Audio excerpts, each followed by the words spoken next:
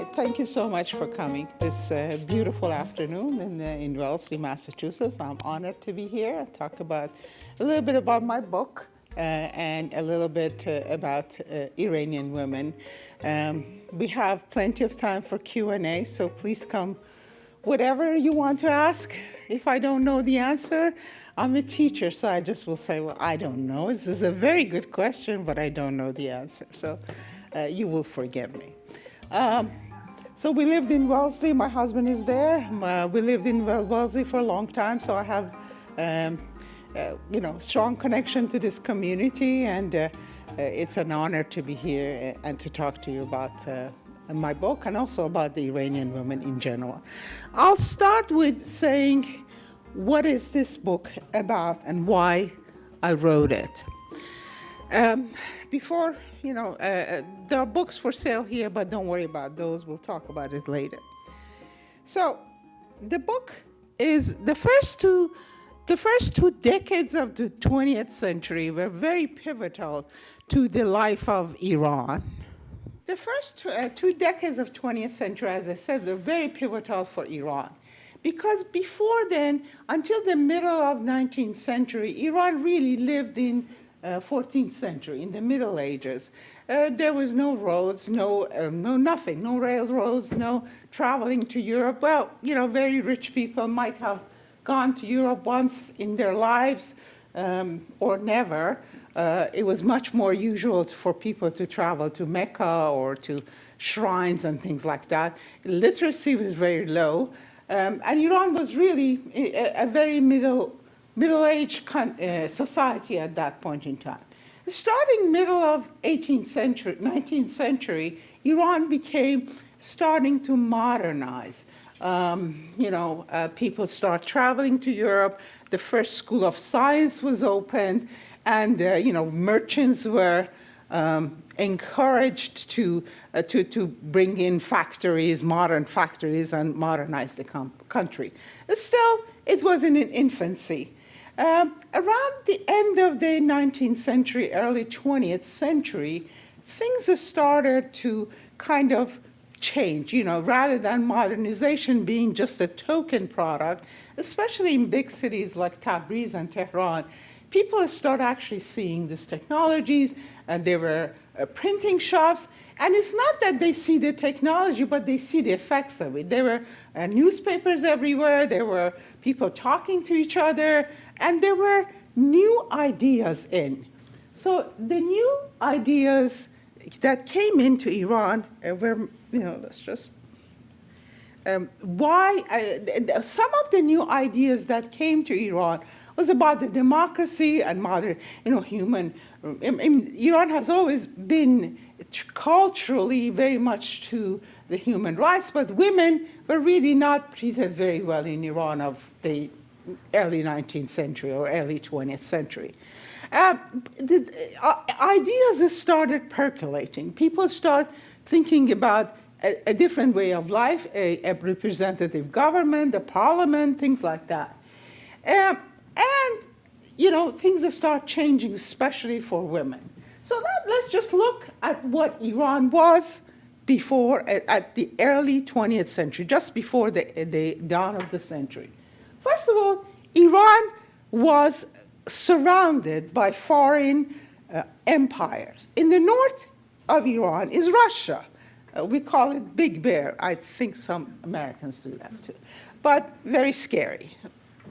Throughout the modern history, Iran, the northern neighbor of Iran had been Russia. Had struggled with Iran, have had fights with Iran, but that's But on the east of Iran is India. But India back in the time was part of English empire, part of England. So north is one empire, east is another empire, and west is also another empire, Ottoman Empire. Not too many people know that, for example, all Arabia or all Iraq of today were part of Ottoman Empire. But even though in the beginning of 20th century, Ottoman Empire was declining, was still very powerful. So there were all these empires surrounding a country that really lives in the 14th century. So it was a lot of foreign intrigue. And then internally, Iranians started also to exert their will. They had a parliament. They had there was a constitutional revolution, and there was another revolution, and there was, all kinds of chaos. So it was a very chaotic time in many, many, many ways. And this chaotic time really gave birth to many, many new ideas in Iran that we still live with it. For example, Ayatollah Khomeini, back then he wasn't Ayatollah, he was a young seminary. He wrote his book then. He brought in the idea of, the philosopher king or velayat Tariq, whatever, to Iran. That became the law in 1979. So there was a lot of ideas that was percolating. So it makes it a very, very interesting time to look at. And of course, in the middle of all of these things, women who for centuries have basically stayed home and didn't open their mouth and didn't do anything, started to get some agencies, becoming their own people, especially in some more enlightened families. And we'll talk about some of them pretty shortly. So this made it a very interesting time to look at as a history. But as I said, a lot of ideas percolated there that eventually, a century later, became the reality. So it's very important, for me, what's very important to actually go back and study this time, because I started with the question, what happened in Iran? And that question was the nucleus of me going back and doing some research and coming up with some ideas and then eventually writing the novel. But just to start with, I just want to give some ideas of what Iran was. Iran, this is a picture taken in early 19th century, in 1830-something. And this is women in Tazieh, one of the few places where women were allowed. It's a passion play. Tazieh's passion play, it commemorates the martyrdom of Imam Hussein in Karbala some 1,400 years ago. But this is an occasion for this passion play, which at the time of the early 20th century or late 19th century, it was a big deal. People really worked all year to have this thing. They had professional actors in Tehran who would act on that. So this was a big deal. And that was one of the few occasions where women were allowed to leave their houses. So women, this is a picture of them. As you can see, even all by themselves, no man around, they're still covered. They are not, and I have nothing against chador or for chador. It's a personal choice. If somebody wants to wear a hijab, it's fine, it's great, wonderful, but it has to be their choice. Back then, it was no choice. It was their way or highway or that or whatever. So women just didn't have even the opportunity to gather, except for when they would go to the public baths. Knowledge was very scarce. Most women were never allowed to read or write because it was the door to Satan. If you teach your daughters to read, that means that they're going to write love letters to a guy. I don't know, why would they do that? But that was the idea. You don't teach anybody to read or write, but you don't especially not teach women how to read and write. There were no public schools. There were missionary schools. There were, but there were no schools for girls to go to. The very few who were educated were homeschooled, basically. So this is just a total desert of knowledge, so to speak. And men was illiterate too. So it was, as I said, the society was way, way back in the 14th century. Then, as I said, modernity came to Iran. people start traveling. Well, we really didn't have really good roads or anything, but people could go to the north, which was a short distance from Tehran, and take the steamboat. It was a Russian steamboat, but it was a steamboat nevertheless, and go to Baku, which was much more advanced city. It was very European at that time, and then take the Transcaucasian railroads all the way to Paris. So this was, part of modernization that came about. There were lots and lots of printing presses. Please join us. So printing presses. So there were 100 and some odd newspapers that was published in Tehran, and many of them were yellow journalism. They made up stories. There were all kinds of bad stuff in them, but they were speaking to each other. Of course, no TV or radio, but still there were some movements there.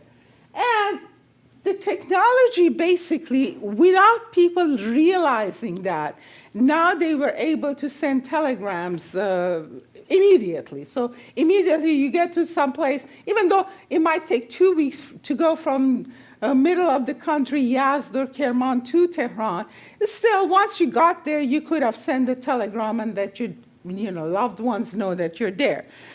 Or if a war happened in Tehran, people could send a telegram to different cities and they would know. Still, not everybody in the country was taking advantage of this technology.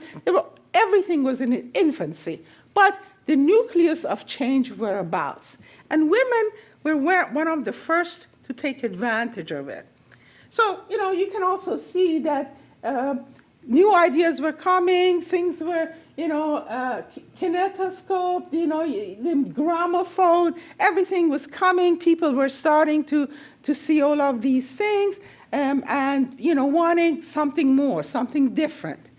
At the same time, because of all these technologies, a lot of other things changed. For example, the prevalence of newspapers in Tehran almost forced the language, the writing language, to change.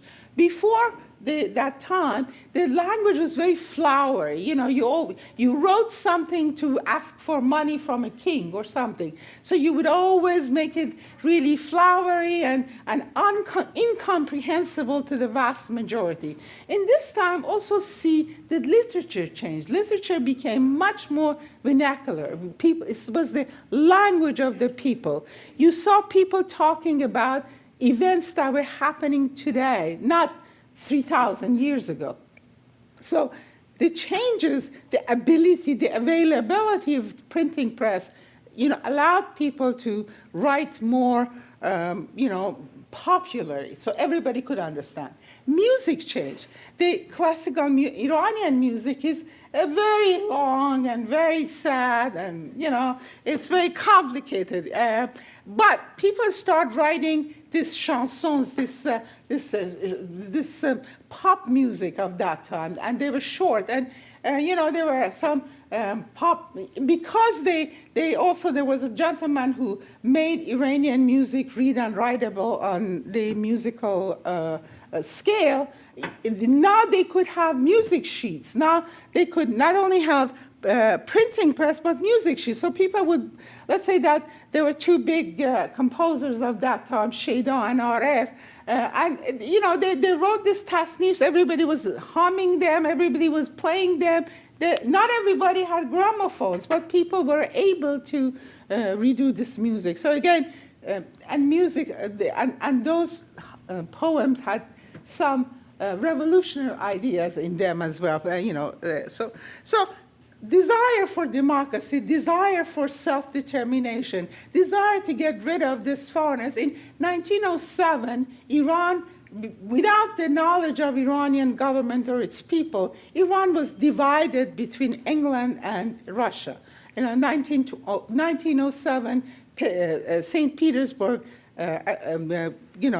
agreement said north for Russia, south for England, nothing for Iranians. So and not very simple as far as the colonial powers were concerned. Americans at that time, by the way, were good guys. We loved Americans. They had a missionary school, missionary hospitals, and they were doing some good work in Iran, and they were very much beloved. And I talk about that in my book as well. So this was the idea, and Iranian women started breathing a bit. They started, especially in big cities, they started going out. As you can see, they leave, even though they were all covered, they leave something to be seen by others, as they walk around, a little bit of something. But they were very aware of the fact that there is a lot of stuff that is going on. And they need to be very alert to these changes, and they need to affect the change themselves. Lots of things were going on, and Iranian women started seeing that, especially in certain level of education. And they saw the meddling, they saw the corruption, they saw the war, they saw Russian occupation of northern Iran. And this is from the book, from a character in my book. It says, and then war came. Like a plague, the war has crept into our home, unannounced and unwelcomed. Iran was a neutral country in World War I, but over 1 million people died, partially because of starvation, partially because they were fighting on Iranian soil for Iranian cities between the two warring factions. So Iranians were sitting there doing nothing, and these foreign factions came. And I talk a little bit about that in my book as well, as part of the book, as background of what's going on. Then Iranian women started becoming active. And this activity, they did also go out and made some, some protests, but this was in a very small scale. I mean, women for most of the time, they couldn't really go out. But for example, they stopped the Shah's carriage to have him sign the petition for the constitutional monarchy, for having a majlis, for having a parliament. But these are the 3 women, and women were active in all levels and classes of society. It wasn't only rich women or poor women. I have 3 of them, just a token of the women who were active. And they were writing, they were opening schools, despite the fact that the mobs were destroying all of their schools. They were attacking them, they were sending them, death threats. They didn't want to change to happen, and they didn't want women to be the agents of change. Women in Iran and everywhere else, they are agents of change. They can be, and part of the way these women did that was depending on their circumstances. Again, they wrote, they taught, they fought. There are 3 women that I selected from 3 different classes. Roshanake Nodus, she was from Rasht, from north of Iran, a very leftist woman. She was one of the first women who became part of Communist Party, but that's besides the point. She also opened the first public school in Rasht for girls. She published the first women's magazine in Iran that talked about home economics, things that was understandable by her people, by her listeners, by her audience. She didn't talk about, mini jupe or getting rid of chador, but she talked about women getting educated. The age of consent, the age of marriage in Iran was 9. She changed it. She wanted to change it to 15 or 30, whatever. So something older, 9-year-old girl shouldn't be married, which was the age of marriage in Iran in that time. The second woman that I kind of very admired, she was from She was homeschooled. She was as blue blood as you can get. Her father was a Shah. Her grandfather was a Shah. Her uncle was a Shah. Her brother was one of the most influential politician in Iran, Farman Farmayan. But she herself, she was married also at 14, Malik Taj Firuz. She was actually the mother of Muhammad Mossadegh. But that's not why she was important. She opened the first public hospital in Tehran, open to everyone, regardless of the ability to pay. Modern medicine, and that was the very first in Iran, in Tehran.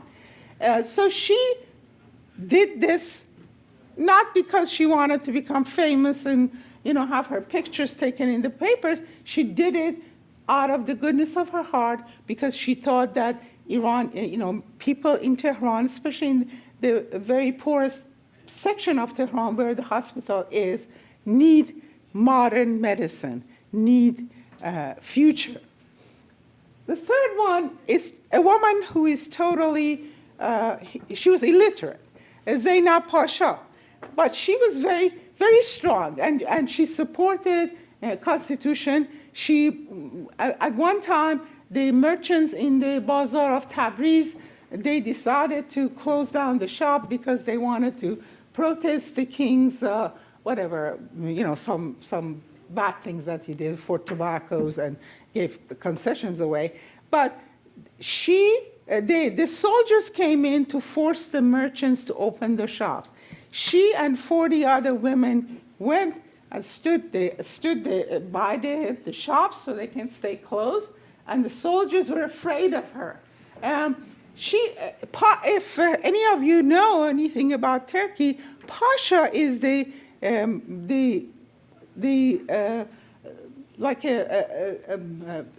Pasha is what they call the aristocrat.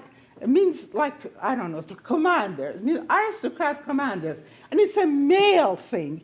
No woman is called Pasha.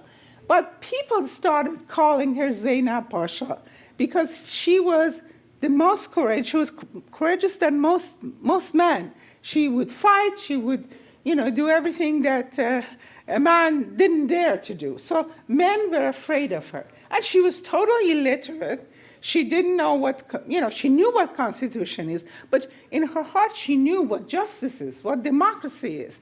The fact that she wasn't schooled and didn't read, Enlightenment or whatever, didn't matter. What mattered was her heart and her courage. So I just wanted to kind of introduce you to some of the women who actually existed. My protagonist, my hero in my book, Gohar, is a fictional character. But the fact that these women existed, she wasn't, she has a little bit of all of these women. She's educated, even though she's not from a very rich family. You'll know when you read the book about the secrets of her life as well. So this was the women who actually started the revolution of becoming really modern in Iran. Now, things happen. We won't get to that historically, but I just wanted to mention those and to mention the effect that they had on myself now that I'm studying their lives. And they're totally unknown. When I grew up in Iran, none of these women were in history books. They weren't even in the women's magazines. Nobody talked about any of these women. Nobody talked about the fact that these women were so effective fighting the corruption and foreign meddling. There was no, women were given freedom. No, women in Iran were never given freedom. They have fought for it for many years. But that's another story for another day. So these events and these vibrancy of the era, it's chaotic, but it's also things are happening. And these women's effect on them, and these women's courage, and the dynamism of that point, kind of made me think about writing a book I don't want to become, whatever. I just wanted to communicate. So it's such a rewarding thing for me to be here, to have you guys here, to listen to this story, to know about the story. But how do you communicate effectively that past to the future, that past to a present and future? Well, I could actually write I don't know, in the nonfiction, but nobody will read it. I mean, nobody reads anything these days. So instead of writing and also the creating the vibrancy and changes and the people's courage and people's different views of life in a history book is very difficult. But historical fiction, story, gives humanity to the history. These were people, my aim was that, okay, I am a reporter. I'm not a writer, I'm a reporter.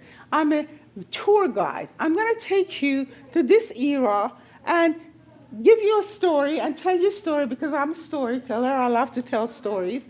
And let you decide for yourself. Let you, look at my characters, look at the scenery, look at everything that's happening, and hopefully I have recreated that as accurately as I could. So you decide for yourself. Who do you like? Who do you not like?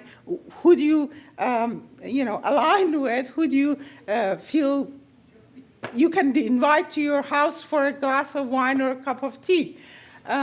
It's all up to my readers. So this is my story, which, again, it's the story to take you to this part of the history, but also give you a story. Hopefully you enjoy it.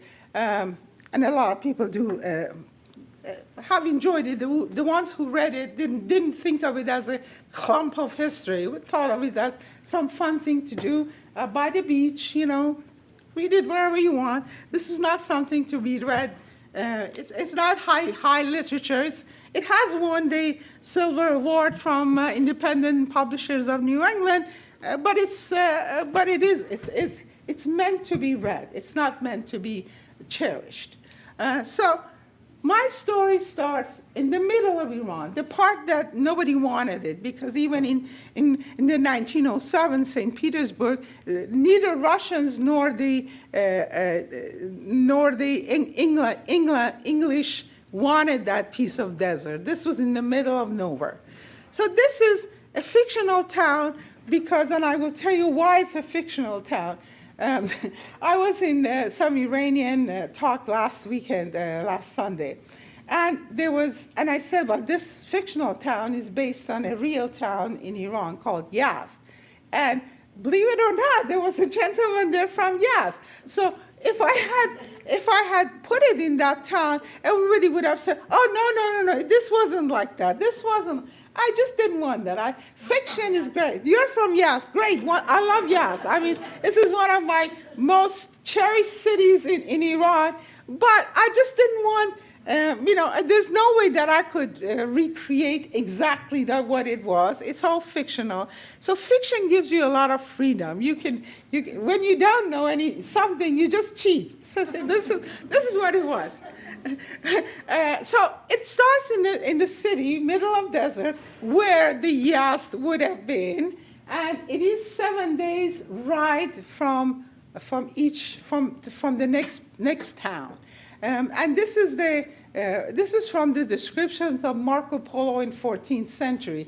That Yazd, back then the city was on the Silk Road, and it was very prosperous. But at when my story starts in 19th, 20th century, the Silk Road was no longer active. There was no Silk Road. There was a Transcaucasia and I don't know. There were railroads in Tajikistan and through Russian Empire to take goods to Europe. So this part of Silk Road was forgotten. So this is a forgotten city in many sense. But the other thing about this city is that it has a large minority of Zoroastrians, and that's how our story starts. Because Zoroastrians are an old Iranian religion, and we still have a lot of our traditions have something to do with Zoroastrianism and Zoroaster. But we kind of made it into Islamic Shia. So, but that's again another story for another day. So our story starts here. It's an old town, and the houses don't have windows to outside. And partially it's because, it is because they don't want women to look outside, and they don't want men to look inside. So everybody's house is very isolated, and the city is isolated. And this is how our story starts. And our tour guide, the woman that we'll see throughout that this is her story, is Gohar. And when the story starts, Gohar is 14, and Gohar is not compliant. Women in Iran were supposed to be compliant.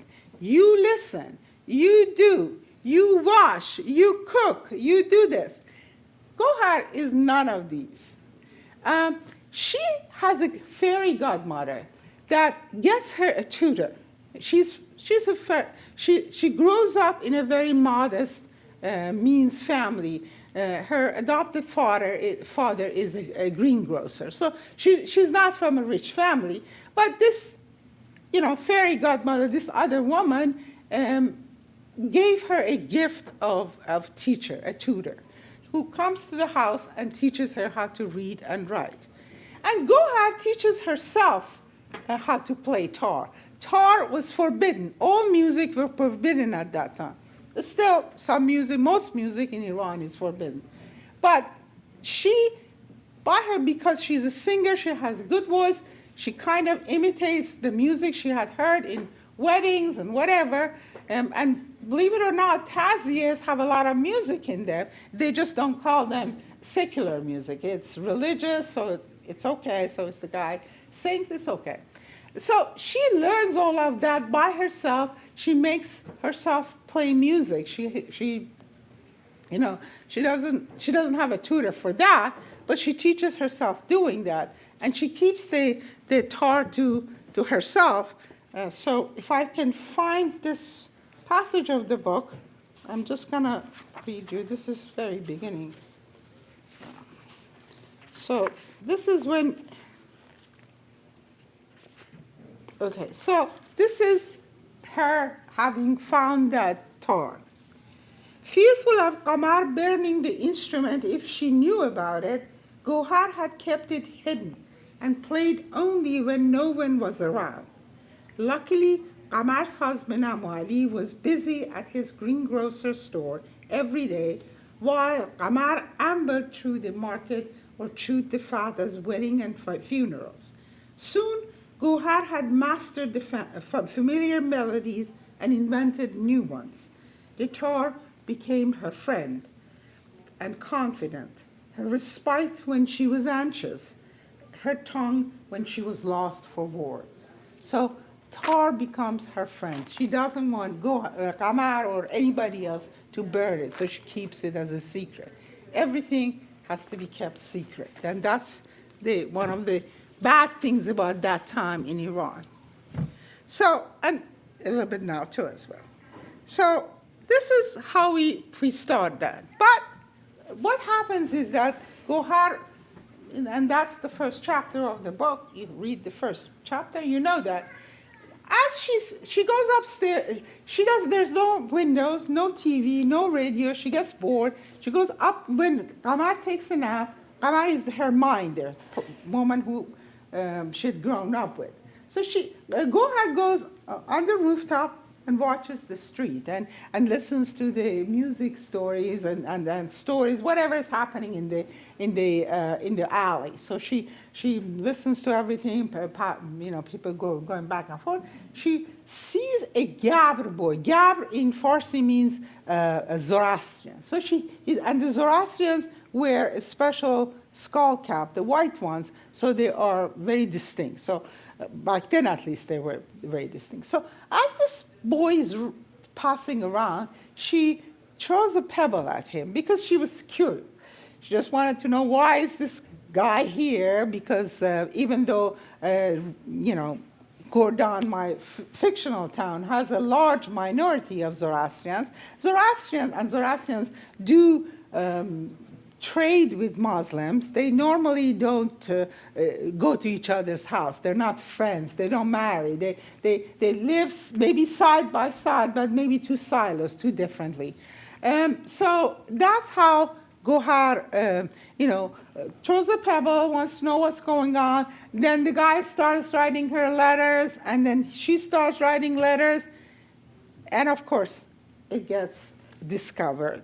And once it's got discovered, then Qamar wants, and she's already 14 anyways, so Qamar wants to get her out of her hands. She didn't want to be responsible for this girl anymore. So she marries her off to somebody who's 40 years older. She's 14, he's 55. Back then, who cares? They were all this, at 14, you got to get married anyway, so whomever comes along, it just doesn't matter. So so she got married. This is how in her heart she feels about it. A female photographer took pictures documenting the union of Gohar at 14 with the most prominent citizens of the noble city, 40 years her senior. He was rich, good-natured, and a member of a powerful tribe, but he was no Prince Charming. So Gohar marries. She knows she's going to go into this house, go in a white chador, leave in a white shroud.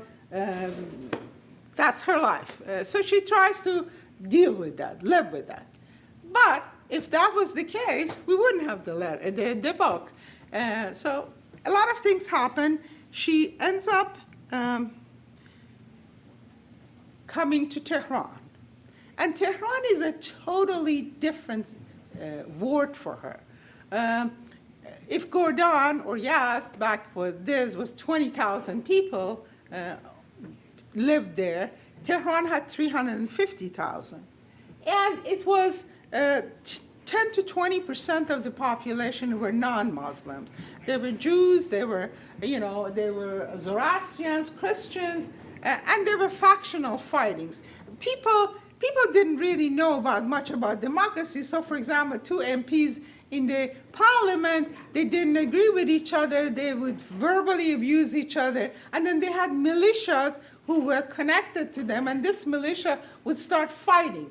And people were killed, assassination was rampant. So it was sort of like Wild East. But for Gohar, it's a totally different story. She just, oh my God, this is like a kid in the candy shop. There's music everywhere. People have all kinds of, opportunities to go around. And so she's, gets to the city. She was very, and then she meets women who are there. And they tell her things. They tell her about the fact that the country is bankrupt. The rich never pays their taxes. The taxes never make it to the treasury. And the little that gets to the treasury goes for the waste and grifts and things like that. So she learns something, and that makes her get into think about working to make her country better. So she's in this situation where she's trying to make her country better. She wants to join these people. And of course, her husband, which is a very conservative politician, doesn't want that. She wants her to stay home. He wants her to stay home. He wants her to be back in the little fictional town. He just doesn't see her going out and, teaching people and going against the wishes of, Russian government and the English government. In this chaotic time, people killing each other, people doing lots of intrigues. He doesn't want her involved in any of that. But she, of course, wants to. And not only that, there's another complication. and because she sees a young man that she falls for, and it's the young man who is not her husband, of course. First time they see each other, I'm going to try to find this piece here. So, through accident, she meets someone. Their eyes met. His were blue, the color of the sky and the minaret. She had never seen blue eyes before. They looked unreal. She closed her eyes and passed out. So there's complication. There's a guy who not only is very, very good looking, chiseled face, it's just uncanny look and everything, but he also is a modernist. He's a reformer. He comes from a different world. And of course, the complications ensues. And one of the biggest complications is the complication between her desire for this man, or different life, and her desire to help her country become something else. So this is the last piece I'm going to read from this book. This is two things about this particular passage that I will read. One is that it shows, it sort of talks about what women were supposed to do back then. So she's here with her adopted mother. So, and they are in a tailor's shop. So, go ahead, recall the popular, so this is, Gohar was disturbed. She shared the same predicament. So she hears about these women who are cheating on their husbands, going out with some other men. And then she's asking her adoptive mother, why are these women do this thing? Because she doesn't, even though her heart is beating for somebody else, but she doesn't really want to talk about it. So in the fitting room next door, Noor stood on a platform as the thin tailor with his stringy graying hair pinned the chiffon dress on her. Gohar dropped onto a chair. The audacity of some women. They would make a harlot look like a saint. Noor stared at her. What happened? Why are you so upset? How could a covered woman have an affair? Noor chortled. You're so naive. Women with means and gall use the hijab to hide their misdeeds. Gohan recalled a popular poem about a woman meeting her lover naked under the chador. It was rumored to be taken directly from the poet's life. But why? They want affection. Most of them were married at 7 to a 50-year-old man with other wives and male and female lovers. Gohar was disturbed. She shared the same predicament, but she wouldn't allow the same route. That was not an honorable way to live. Shouldn't they seek the affection from their husbands, she said.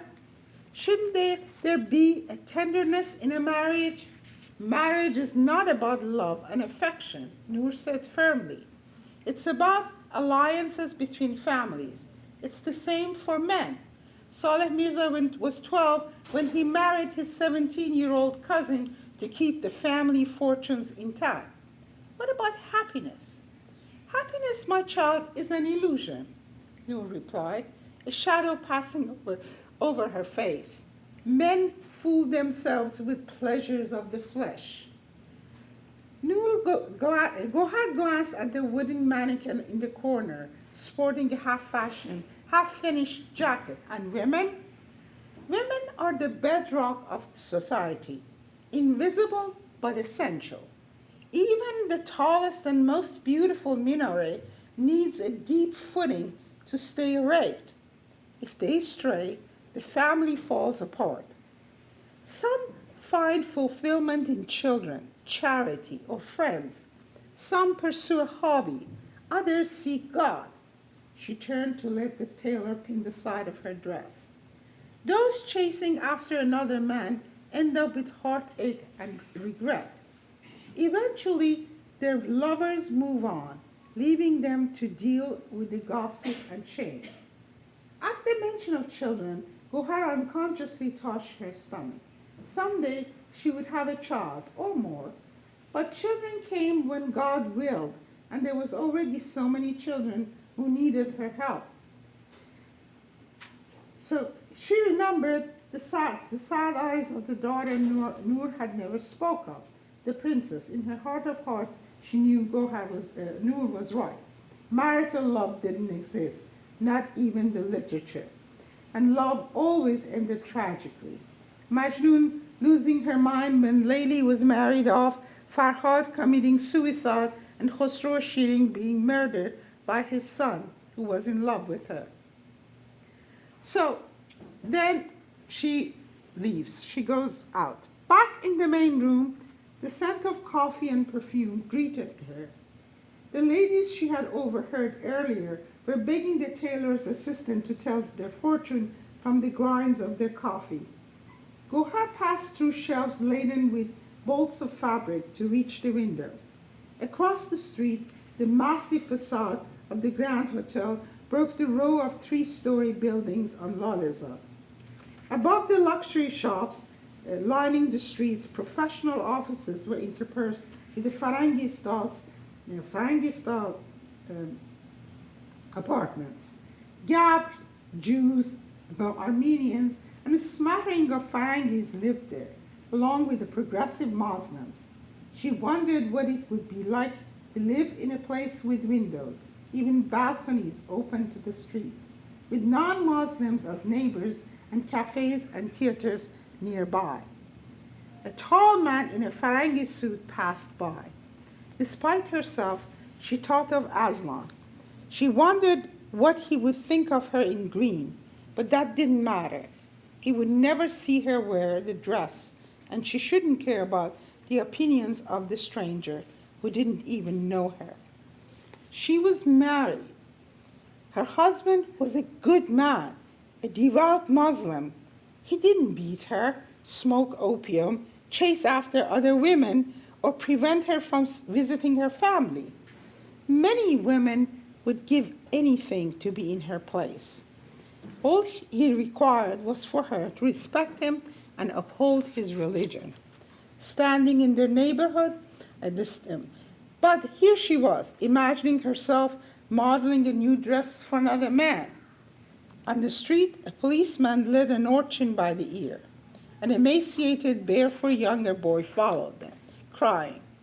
Beggars were banned from Lalezar, but hungry young boys always found a way to sneak in and fight for kitchen scraps from the Grand Hotel. She thought of Qamar's grandson, thin and dark-eyed, crying himself to sleep. He should be at school, in his own land, with his own people, not toiling in foreign oil fields. So should these boys and thousands like him. The rampant hunger, poverty, and disease in Tehran angered her. They needed railroads, factories, schools, hospitals. They needed doctors and engineers and teachers. They needed money and modernity. They needed dignity. The key to all of that was the unity between her father and her husband. Her happiness was inconsequential. So with that, I'll leave you with any questions you have. And if you want to know what happened next, you got to read the book. Yes, please. As an academic, I hope you can answer this question. If you can't, it's all-encompassing. So just say, that's beyond me, I don't know, and we'll move on. Sure. But what I have always had trouble understanding in terms of differences of culture Yes. between the way women are treated here and in your country is from the passage, for example, in the book, where was it the tailor saying that women were the bedrock of society because Yes. without them everything would crumble, etc.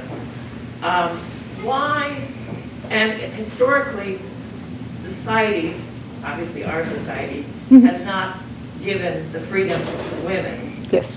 as that they have currently. or maybe are losing now, but struggle to get.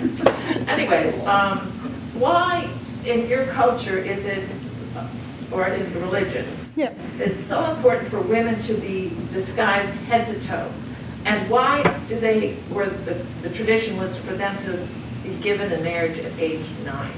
I think it has something to do with childbearing, but what power did they have that the men wanted to keep them from realizing? Well, the power is power of state, and state is, of course, a male-oriented, was at least, it still is in Iran. Hopefully someday will change. It's a male-dominated society that sees women as the chattel, as a slave, as somebody that is there for their pleasure and their keeping house and everything else, and not as an independent personality. I mean, at least in the street, I don't know, the myth, the street myth is that women are too sexually perverse. You know, women have a lot of sexual desires, so they should be kept out of men's eyes, because if you leave them alone, they will be going out and creating chaos. And the men are, of course, and there's a chapter in the book that there is a conversation about that, and men, you know, can get too passionate about these women who are all, I mean, seeing the hair would make them so disturbed that they would forget about the God and the state and everything else. So that's at least was the rationale. Well, of course, this rationale is not borne by any science, that women are more sexually passionate or less sexually passionate. They're just, you know, they're human beings. They all have some passion and some lust and whatever.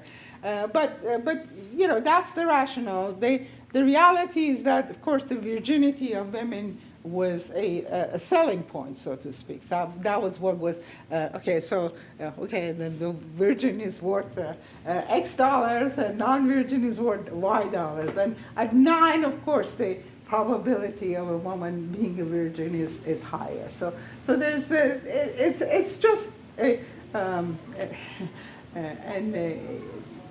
and the similar ideas existed in other societies as well, in Chinese and in Japanese. And, you know, you get them married really quickly. So, yeah, does that satisfactory answer to you? To an extent, I understand other societies also wanted to keep women back, but also, I guess what I have a hard time understanding is covering the woman head to toe, because other societies covered some of her body, like God Yes. forbid in the 1920s a woman showed her ankles Yes. in this country, but it wasn't, you know, like they're non-entity head to toe, because you can't tell anything about them because they're all entirely Yes, covered. that's And the whole difference. point, that they're a non-entity. That basically is the same idea as that, you know, your house doesn't have a window, so nobody can look at you. So when you go out, you take the house with you in form of a chador. So that's the idea. Yes. Can I just add one thing to it? Yes. I'm from Iran too. Iran, before Islam came to Iran, they weren't covering themselves like that. In Islam, there is what has written in Quran. It says that when Muhammad came to be a prophet, the Arabs used to kill their baby daughters or bury them alive because they were ashamed of having a girl.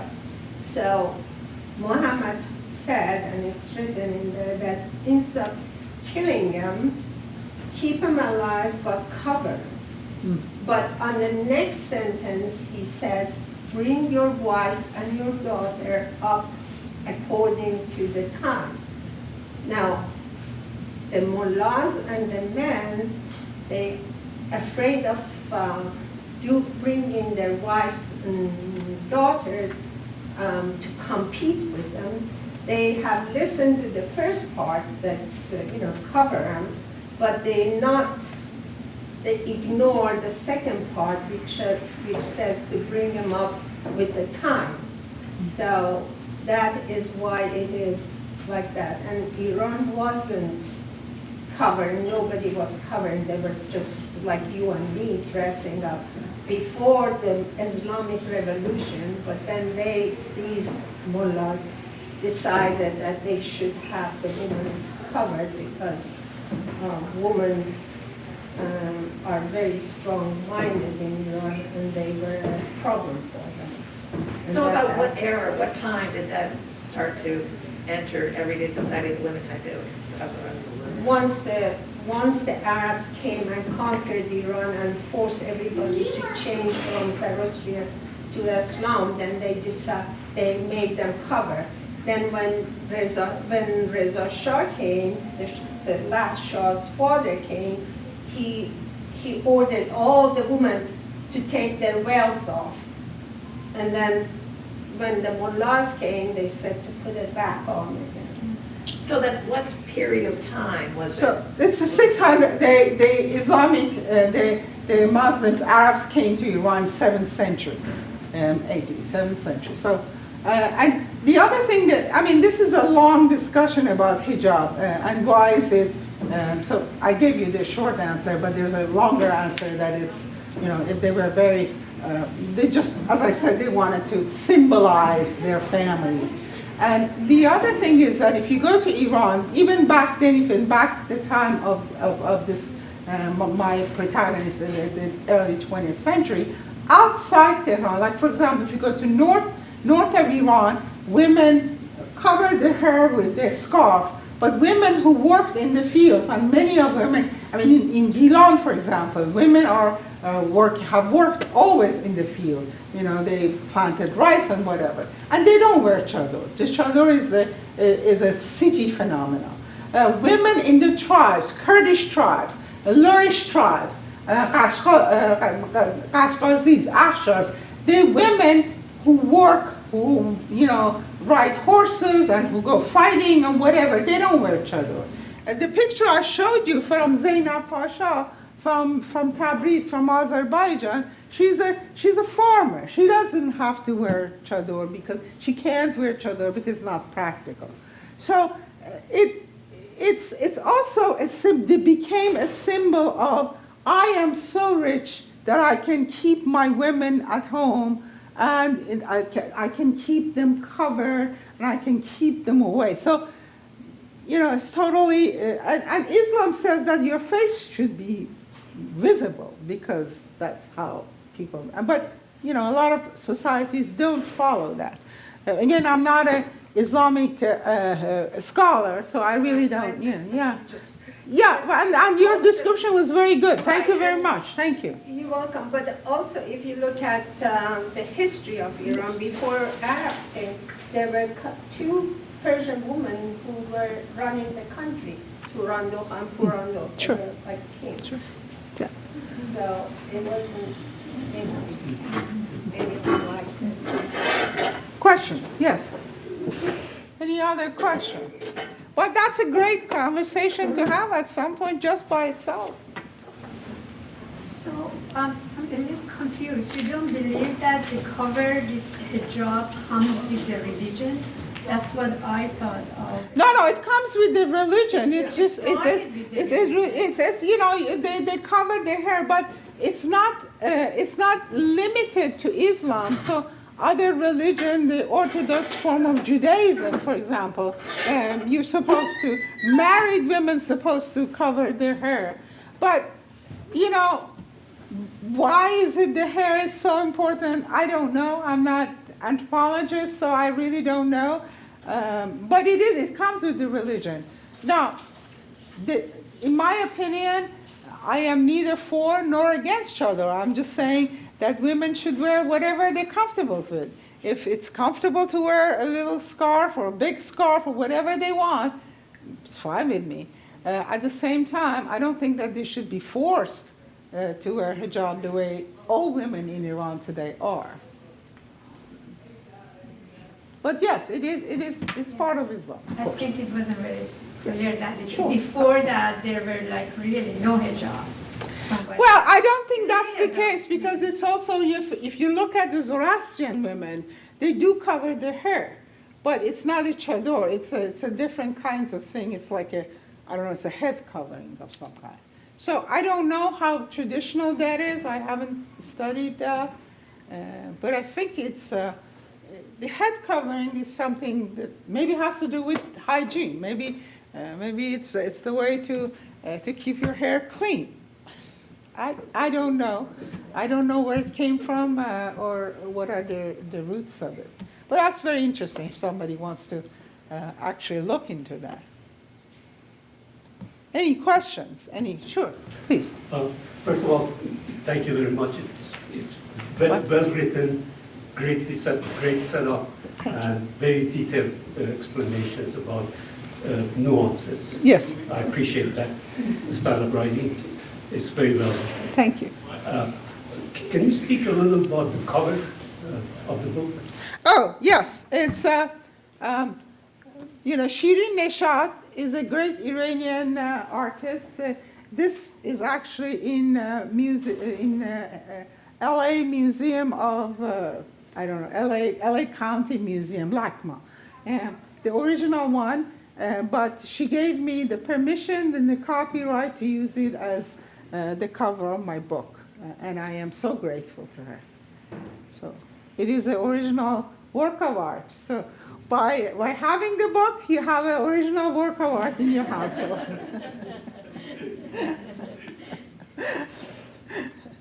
Yes. I recently read The Lying Women of Tehran. Yes, very good book as well. Yes. Do you feel it reflects, it's a story, but it reflects the situation at the time? More or less, yes. Marjan had done a lot of good research, and that book is very nicely written as well, and very, very nice. So, if somebody is interested. But it is about a little further down the thing. So, yes, excellent book, excellent, very well researched as well.